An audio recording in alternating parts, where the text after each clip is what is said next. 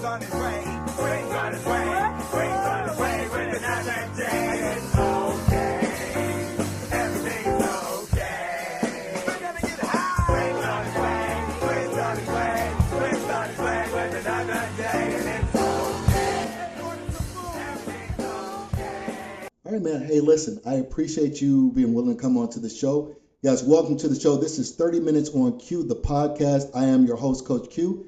We're in the gym, man, and today we're talking to Attorney Gerald Griggs. Gerald Griggs is the past president of the NAACP for Georgia.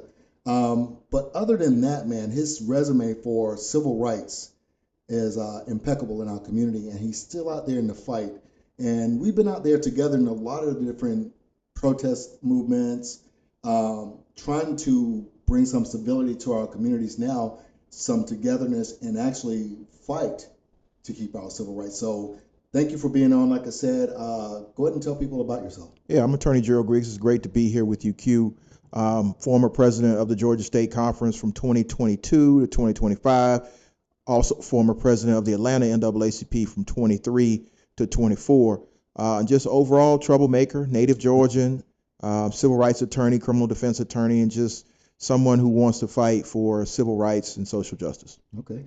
And, one of the reasons why I want to have you here is because, I tell people all the time I'm an activist. And, people have this negative connotation to the word activist. And an activist is somebody that's in the community actually doing stuff. Right? Yes, they're active. You're actively trying to help make things better, because I believe there's two states that we can be in the community. We're either helping or not helping. Yes. If we're helping, we're actively trying to make the community better.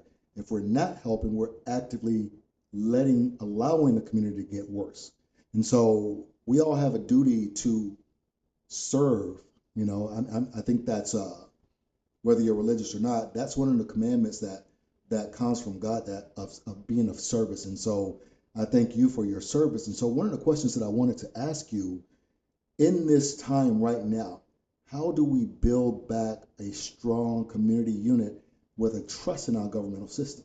I think by having conversations like this, sitting down with our elected officials and making sure they understand that it's more than just protests, it's actual conversation that pushes policy, and then just staying engaged. I think that we've been active for at least the last 10 years. And now I think we're transitioning. Many people are running for office. Many people are transitioning into professional capacities to do their activism. And I think that as long as we stay engaged with the conversation that we want to push forward and then hit tangible milestones, I think that's how you move forward. Okay. And, I have to look, you and I, man, last year, President's Day was the first day that I got out after, that election. I felt compelled to go out and start being a part of the protest movements. And Yes. so I called you shortly after President's Day. I said, man, you got to see this, what's going on with I think the movement was 50-51 at the time. And last year was a strong year, but this year seems to be a little lagging, Yeah. And you warned against the disenfranchisement of the movement because people get tired. There's not a lot of organization. And when you have a lot of organizations, you don't get that same structure of working together. And so how do we pull that back together and get that energy back? Yeah, I think people need to understand it's a marathon, not a sprint. And so having been one of the leaders of the resistance movement in the first iteration of Donald Trump's presidency, to see the excitement and passion, right after he was elected, and then, the pushback with 50-51 and no kings, I think people forgot that this is a 4-year journey. And for me, it's a life journey. Right. So you got to understand, you got to pace yourself. It's great to have thousands outside, but there's sometimes it's going to be 50. Sometimes it's going to be 5. And so I think that people need to understand that this is a lifestyle. It's not a moment. It's not even a movement. It's a life fight. And so, when organizations tend to run their course, I think people need to understand that you still have to be active. And so that's why I stay engaged with, legacy organizations like the NAACP has been doing it for 117, almost 118 years now. But I think people need to understand that you play the long game because the other side plays a long game. Right. And I think, there are so many different personalities in this movement. There are so many people that start off and they really want to be in charge. They want their name to be stamped on things. And I think that you said something to me a while back. You were like, during the civil rights movement, Dr. King and, Jesse Jackson and Sharpton and all those guys, they didn't all get along. No. There was times where they disagreed on things, and you brought that to my attention. And so I think it was what the John Lewis going across the bridge in Selma, right? Yes. That everybody was there, but he was the one that did it, right? Yeah. So what people need to understand is there are different strategies in activism and in organizing. And that particular march was led by John Lewis and Hosea Williams. And Dr. King had warned against having the march and was not present at the first march. Mm-hmm. And so I think people need to understand there's going to be personalities. There are going to be different people that want to do different things, and we can all, peaceably disagree. But at the end of the day, when it was time to have the follow-up march, they got the lawyers engaged and made sure that the courts allowed them to march, and then they were able to march from Selma to Montgomery, similar to what's happening now. There are different thought processes and people in the movement that want to do different things. And there's always opportunity for different types of engagement, different levels of engagement. But you have to understand that in that, there's always higher risk. And so, for me, as a civil rights attorney, I always want to caution people that you have to understand what comes with different levels of engagement. One march may be 50,000 where there's no possibility of people getting arrested. Another march, maybe 15, where everybody goes to jail and gets hit with RICO charges. Yeah. So you got to understand that one, you have to maintain nonviolent social change, and two, you have to understand that you have to prepare and train for what comes after that. Okay. And speaking of the NAACP, I remember last year they were on board with the protesting in the beginning, and then, like you said, the lawyers get involved, money gets involved. But my take, and the reason why I am with the organization, is because I've been there since I was a kid. Yes. The NAACP Youth Council, all those things, they helped shape my adult life. And so coming back to Georgia and being a part of this, and then understanding the past. I mean, man, listen, the Montgomery bus boycott, right? Yes. 300 and something odd days. 381 days. And the NAACP was there the whole time. Yes. And we can't seem to get our people right now to want to go outside for one day, So how do we impress upon this organization the importance of the right now and how it correlates to the then, and start getting people out? Because, man, I'll tell you, it seems like it's losing steam, losing some of that legacy presence within our communities because of the not doing. Yeah. I think that we have to remember that the NAACP is a legacy organization. And so it's been here for such a long time. It's more cautious than other organizations. But we also have to remember who the leaders of the NAACP have been. So W.E.B. Du Bois and Ida B. Wells and Thurgood, and of course Dr. King and Dr. King's father, and so many others, that it was a training ground for others to go out. So Hosea Williams was the first vice president of the Savannah NAACP with W.W. Law. And you understand that once you get that training, sometimes you have to take it outside the organization, similar to what happened in Montgomery. So Rosa Parks was the secretary of the Montgomery NAACP. Edie Nixon was the president of the NAACP there. But they created another organization to lead the boycott because of the possibility of legal action against the association. And ultimately, there still was legal action against the association by the state of Alabama. But you have to understand, so in the historical context, the association has always been like this. Okay. It's always been cautious, and that's how it survived as long as it survived. I'll give you another example. The March on Washington is one of the big five. So you had Roy Wilkins, who was there assisting in the planning of the march in Washington, but the headliner was Dr. King. And so I think for this time, I think the association is coming around a lot faster than it normally does. So I'll give you an example. The march you talked about, the No Kings march that you invited me to, the initial rally, and then we had the march, and the association was all on board until the night before. Now they've taken a position that they are fully engaged and are allowing units to lead No Kings protests as far as to be engaged in it. And then they did something that the NAACP has not done in a long time. And I remember being one of the lead organizers on the NFL boycott and getting word from the association to not put the association in a position where it's leading that one. But for them to call for a boycott of the SEC a few months ago shows where the NAACP is going and meeting the current urgency of right now. So my head is off to the organization. I am always will be a member, life member, always will be in some sort of leadership. But I'm heartened to see them understanding the fierce urgency of right now. Yeah. And dude, it is. I think part of it. I had an interview yesterday, and the person I was interviewing said that at any given moment, the team kind of takes on the personality of the coach, True. right? And so if we look at our country right now, we got a buck wild president in there right now that doesn't care, and people are following suit. You know, now some of those people are following suit at the expense of a butt whipping, but people are following suit with the hate, with the way that they talk to people, with the ability to cut other people off. Whereas, other presidents in other times have been a lot more cognizant of the way they behave in public. And so the public has been a lot more subdued even with their racism. It wasn't so vocal and so violent.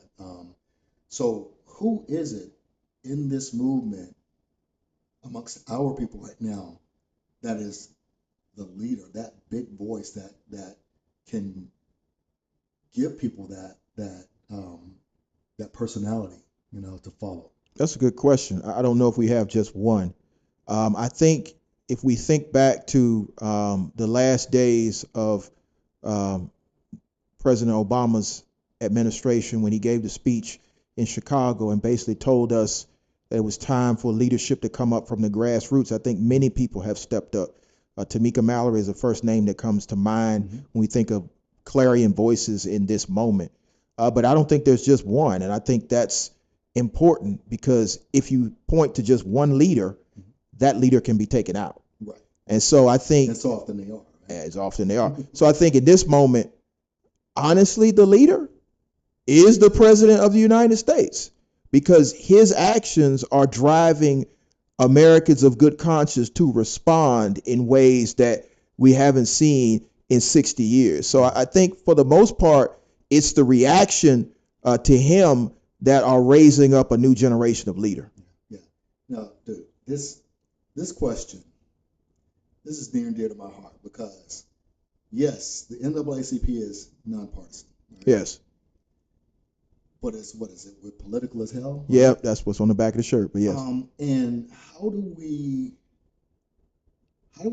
maintain this nonpartisanship when our very mission for being lines up so closely with the values of one party versus the other? I think that we need to understand that the moment that we are in right now is a hyper partisan moment, but we have to remain above the fray.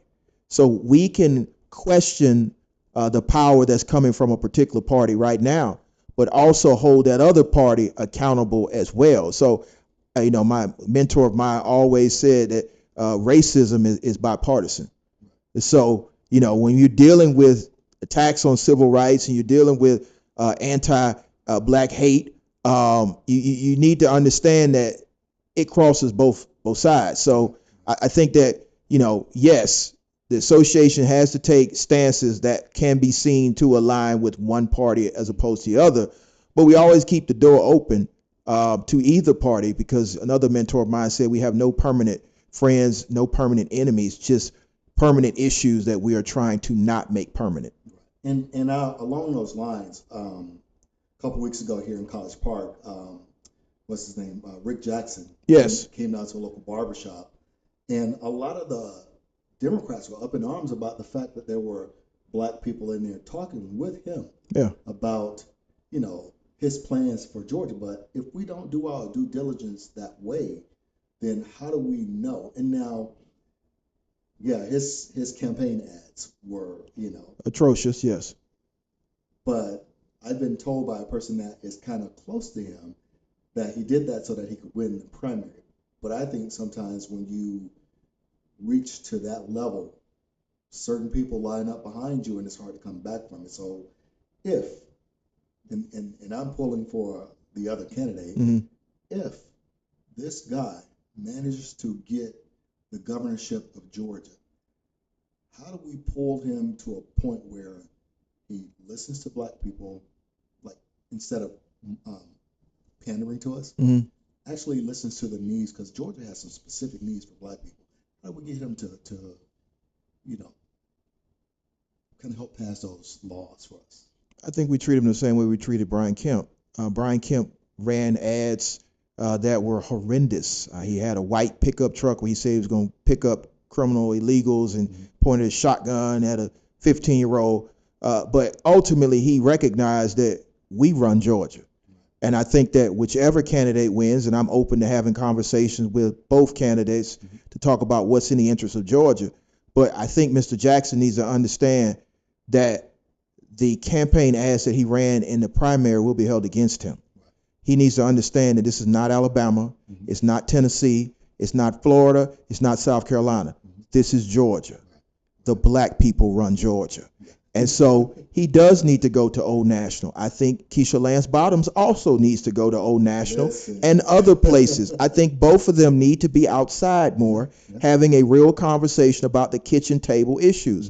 And if he believed that he needed to go that direction for MAGA, the person he beat was endorsed by MAGA. So he should really see that Georgia is not a MAGA state. It's actually a black state. And so whichever way the African Americans go is typically the way that the electorate is going to go. I'll point no further than the 2 United States senators. And so I think that we need to have a conversation with him. We need to have a conversation with Keisha Lance Bottoms. We need to have a conversation all the way down the ballot to make sure people understand what's expected in Georgia. Georgia is expected to be the leader in civil rights, the leader in social justice, the leader in protecting and growing rights, not retreating. And so whoever can speak to that, and also the rising housing costs, the unaffordability of a lot of things, the lack of health care and voting rights, will win. Yeah. And I think you touched on something with saying that Keisha needs to get into the hood too. Keisha, get to the hood, get to the SWATs, get everywhere. Because they need to know that she wants them to turn out to vote. Absolutely. And we can't neglect, because a lot of the times, and I just finished running for office, when you go knock on the voter's door, when you're in those spaces and they see you and they see the human part of you, they're more apt to turn out to vote. My next question is, we are seeing this increase of democratic socialism. For me, I believe that there are rights and things that the Democrats as a party branded themselves as fighting for. The democratic socialist movement is trying to hold their feet to the fire, because it's difficult to get behind people who are taking money from the same source and understand that they're fighting for you. So how do you feel about the democratic socialism movement, DSA, Democratic Socialists? How do you feel about that movement and those people coming into the fray right now? And how do we bind the two factions together? I think that there needs to be robust conversation in all of the parties about the different wings of the party. I think that there's room. The biggest issue that I have, being, the tail end, higher end of the millennials, kind of that cusp area, because he's either Gen X or Gen Z. It's weird, but I think that the word socialism is where a lot of people get stuck. When I look at their policies, like Medicare for all, housing affordability, taxing the wealthy, I agree with that. But I don't consider myself a socialist. And Kamala has ran on those things. It ran on those. So I think that there's room to have that conversation. And so I think the biggest issue that the Democratic Party has is a large base of its voters are over 50 and 60 and realize what the term socialist was used in the civil rights era to brand black people as communists. And so I think that's the pushback in the South. That's creeping out there right now. You're a communist. So I think that if we stick to core values on the left, there's room for that conversation. Now, you also have to understand messaging. So if we're going to be messaged that way, then we have to message what real communism looks like. And that would be more right-leaning. So if they're going to call us communists, there's only one party that curries up to Vladimir Putin and China, who are communists. So I think it's just a messaging issue. But, I love the robust conversation that's being had because, again, if the Democratic Party is going to run on these principles, they should deliver on those principles. No matter what the label is. Yeah, well, no matter what the label is. And just today in the news, there was a document that the Democrats are swearing I'm not a socialist, right? And I'm like, well, we have so many social programs in the United States. Medicare, Medicaid, right? I mean, Social Security. Social Security. These are entitlement programs. Right. Farm subsidies. Yeah. So the way that we get our food from across the nation is through socialism. The VA. Yeah. The military. And so I have sat down with people of different political leanings than I am, and I ask them which one of those programs would you cut?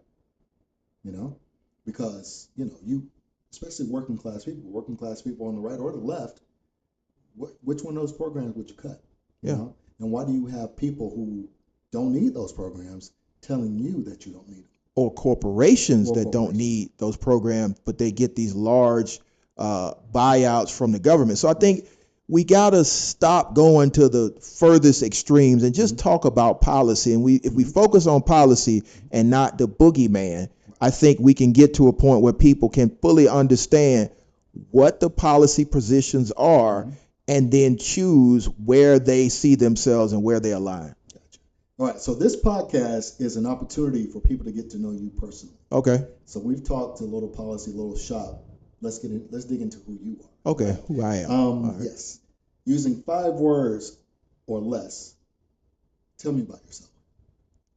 Okay, 5 words or less. I'm a Georgian. I'm a father. I'm a husband. I am not serious all the time, and I love to work out. Love to work out. Yeah, I see your CrossFit there. You see. I see. I should have told you to bring your gym clothes. I should have. Yeah. You got it on. Yeah. Do you have siblings? No, I'm an only child. Okay. Yeah. What part of Georgia are you from? I'm originally from Atlanta. 4 generations Atlantan, 6 generations Georgians. My people came from Shadydale. Okay. What's your favorite book? Ooh, right now it's a Black Reconstruction by W.E.B. Du Bois. I'm reading about Reconstruction, so that would be the most favorite. The second would be Bus Ride to Justice by Fred Gray. Okay. What makes you happy or brings you joy? Justice. Justice makes me happy, brings me joy. Seeing people fulfilled by a sense of relief that either the system has worked effectively for them or an injustice has been stopped. Okay, so when I send this to Deuce, he's going to have some issues with it. He probably will. I thought it was me. Right? Yeah, of course. But it's definitely him and definitely Elise. Yeah. What inspires you? Wow. My children. They inspire me to be a better person because my parents gave me a better life, and I want to be able to give them a better life. Okay. If you were not an attorney, what would you try to do? Any job, anything that would make you happy? what would you do? It's a good question. If I wasn't an attorney, I'd probably be a teacher. Teacher? Yeah. Some of the greatest people I've known in life were educators, or educators, and so I'd probably do something like that. Okay. What is one of the biggest misconceptions about you? That I'm always concerned with being in front of a camera. When in fact, that's the last thing that I want to do, but I have to get the message across, so we have to use the tools of the trade. Right? Dude, it's been, my wife's the president of Fed Democratic Women, Yes, and I'm on her case because I'm like, you need to talk to the people. that's the only way to talk to They them. need to hear from leadership of what direction, because if we're not, and I talked to some old school politicians in this community, and they're like, I don't do social media, I don't do this, I don't do that. I go, well, you're only reaching a small amount of the people if you're not doing this thing, and so, dude, you're 100% right. I mean, it's not, we know camera hogs, right? Yeah. We know people who always got to stick their face out there and scream and, all the things, but this is definitely a necessity for business, for communicating through the movement. I think it was Tennessee that they did a social media post and turned out tens of thousands of people in a day. In a day to come to the To come Capitol. to the Capitol, yeah. And So, same here. We turned out, it took a little bit longer than a day, but several weeks, and 1,000 people showed up to stop the redistricting. So I think people need to understand that we are in a social media age, yes. and you have to adjust. And you got to understand AI, Yes, You got to I'm understand. still learning AI, but yeah, And it's well, yeah. It's not that old. no, we are maybe 4 years in, maybe. No, Of AI? longer than that, because you got to think about iPhone has had AI, telephone, cell phones, Okay, the computers have had AI. Those search engines have had it. okay. Well, we It's didn't just know. now we didn't know that it was what it was, right? And Yeah. so data centers have been around because Yeah, in Silicon Valley and Virginia, we've had these things around, but now it's like it's exploding even more. And Americans, we're excessive, right? But if they got 10, we need to have 1,000. yes. And so- We do everything in excess. Yes. Right. So did you play sports growing up? Yes, I played football, ran track, baseball. I pretty much tried everything, but I was good at football and track. Okay. And I noticed, during football season, you're a diehard Falcons fan. Yes, very difficult. What is your favorite sport to watch? College football. College football. Yes. Okay. What's your team? The University of Georgia. Really? Yes. Okay. Even though you didn't go there? No, I went to Emory. We didn't have a football team, so I adopted the team in Athens. So that's Emory's Georgia Tech, right? Technically, yes, but I like people that win. So Tech hadn't won in a long The time. last couple of years, Tech's they're coming along. They're coming along, but 2 national titles. Hey, we can at least this go year. to the games now, right? Yes, so because of what happened with the activism, Georgia has now moved in a direction where the boycott is not affecting the University of Georgia. Gotcha. Who is your favorite musical artist? It's probably a tie between Outkast and Tip. Yeah. Oh, the new Tip is. Yeah, the new Tip is hard. Shout out to Tip. Kill the King. Yeah. Dope. Mr. Him, right? Yeah. All right, we're gonna jump to what we call the lightning round. Okay. All right. Name something you're not very good at. Golf, but I'm working on it. Yeah. You see the sticks over in the corner. Yeah, I see them. Yep. If you could have a superpower, what would it be? Flight. I would like to fly. Okay. Yes. Not teleportation? No, because I'm almost You everywhere wanna be able to anyway. see it, right? Yeah. So yeah, I want to be able to fly. Got you. What's your favorite food? Steak. Yeah, steak. Okay. Now, y'all gonna have to excuse this one, but it's a legitimate question. What's your favorite curse word? That's a good one. Probably damn or MF. Okay. Yeah. Gotcha. Who would win a fight between Spider-Man and Batman? Spider-Man, because he actually has superpowers. But Batman got all them weapons. He got all them weapons, but Spider-Man has actual superpowers. And so I think that, and we saw it in Batman versus Superman. You know, it's very difficult to fight a metahuman. Yeah. Okay, I'll take that one. All right, so now we're gonna get down. We're almost to the end, man. But I wanted to ask you this question, and it's it gives people a little bit of insight of why you do what you do. If there was anything about the world that you could change right now, what would it be? We'd end racism, In racism. hands down. I knew that was coming. Yeah. I knew that was coming because, dude, that's fight like Thursday. Yeah, fight like that. I mean, and that's the main issue. The main issue is we are being artificially divided by a made up concept. Mhm. But we weren't the ones that created it. We didn't do that. And so if we didn't create it, it's incumbent upon others to deal with the situation. So if you label a group of people, and that's what I love about black people, you know, you can label us whatever you want. Mhm. That don't mean we're going to accept your label. And so, you know, I would In racism. end racism. Okay. What is one lesson that you would like for your kids to know um, in their lifetime? You raising them. That you win 100% of the fights that you don't get engaged in. I mean, you lose 100% of the fights that you don't get in. And what I've learned over life is most of the people that talk a lot don't know how to fight. So you got to enjoy fighting. Yeah. And, you know, I'm talking now, not physically, No. even though, you know, sometimes Same. you have to do that. But I mean, you know, dealing with the situation that we see right now, the reason why we are in this mess is because certain individuals did not fight, did not say no to somebody. And now we have an octogenarian running around here thinking that they can do whatever. And it's incumbent upon us to remind that person that nobody's above the law. I'm gonna give you 3 words. All right. Give me the definition. What is integrity? Integrity means doing what you say you're going to do. Okay. What is trust? Trust is earned respect over years. So a person that's trustworthy has done what they said over and over and over again. Okay. And this is a big one. Define freedom. Wow. Freedom is the ability to live in a world where you are not defined by another person's perception of you. Okay.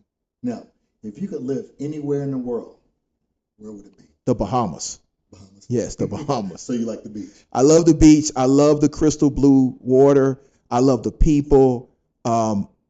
It just, aside from the United States, it's the first place that I set foot on and I felt free. Like when you get off the plane and you enter Nassau and you see all those beautiful black people just living, Mhm. it just felt like home. Yeah. Gotcha. What would you like for your legacy to be when you leave this earth? That my children understood that their daddy was a fighter and that when he saw people trying to take their rights, he stood up. Now, last question. Tell people something that they don't know about you. I'm a mama's boy. I love my mama. She is my life. But my dad was the one who instilled the drive. And so I love him for that. Never allowed me to cry, never allowed me to fall, and always instilled with me that, son, there's going to come a time, and you'll know it, when you got to stand up. Don't be afraid to stand up. So, okay, because I do that part of about crying, right? We're now, and Charlamagne the God and all the guys have been promoting men's mental health, right? Mm-hmm. Because we were taught when we were younger, don't cry, be tough, be all these things, and sometimes it's left us without emotion, Mm-hmm. and we can't feel, we can't express. So, would you teach your son not to cry? Absolutely. Yeah. Not to cry. Not to cry. And it's not so much that I understand that men have to be emotional creatures. So I'm not telling him not to be sad. But in my family, when we cry, we are dangerous. That's another level of anger.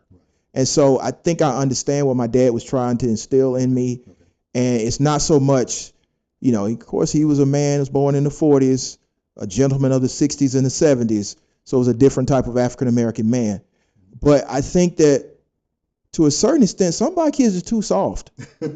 And so we got to instill in them the toughness that it takes. Now, I'm not saying that there are not going to be moments that you break down and cry. I mean, if my mom passed away, if my wife passed away, if some loved one, all that. But if the wind, see your child hurt, if the wind blows wrong, you shouldn't be crying. No. You know what I'm saying? No, yeah. So I think that there's a balance there, because you're still a man. Yeah. You still, the world is still going to look at you differently if you are overly emotional. Yeah. So I think that there's a balance. Yeah. All right. Hey, listen, I appreciate you coming on, man. This is 30 minutes on cue. It's only 30 minutes, but I'm sure we've talked past that. I'm sure we have, but it was we fun. could probably spend hours here having conversations about, life itself, man, because life is a beautiful thing, and I enjoy seeing the different things that you're doing out there, feeding people, having these conversations about our rights, out in the streets, as you say, man. And so thank you for your service to the community, to the world, and keep being strong, man. Keep doing what you do. I appreciate you coming on. We'll talk again soon. Appreciate you. Great